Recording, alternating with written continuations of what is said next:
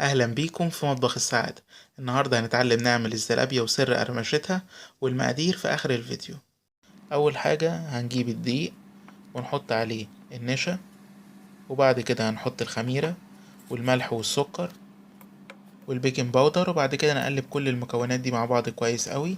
وبعد كده هنبتدي نحط المية تدريجي واحدة واحدة لغاية ما تلم معانا وقوامها بيكون بالشكل ده.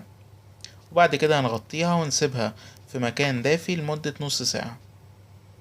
وبعد كده هنجيب معلقة ممكن بتاعة الايس كريم الصغيرة، او ممكن اي معلقة عادية، نحطها في الزيت الاول ونطلع العجينة من ايدينا بالشكل ده، وناخد واحدة واحدة ونحطها في الزيت.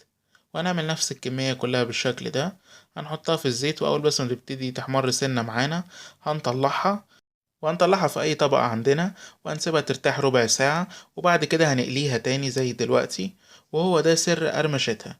وهنصفيها من الزيت، وبعد كده نحطها على الشربات بالشكل ده. وطريقة عمل الشربات في رابط اسفل الفيديو. وفي النهاية ده شكلها، ممكن نزينها بأي حاجة أو تتقدم زي ما هي. أتمنى حضراتكم تجربوها وإن شاء الله تعجبكم.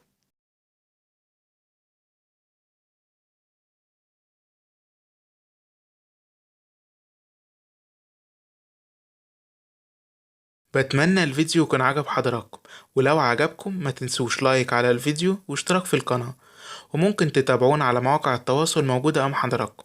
وإلى اللقاء إن شاء الله في فيديوهات جديدة على مطبخ السعادة.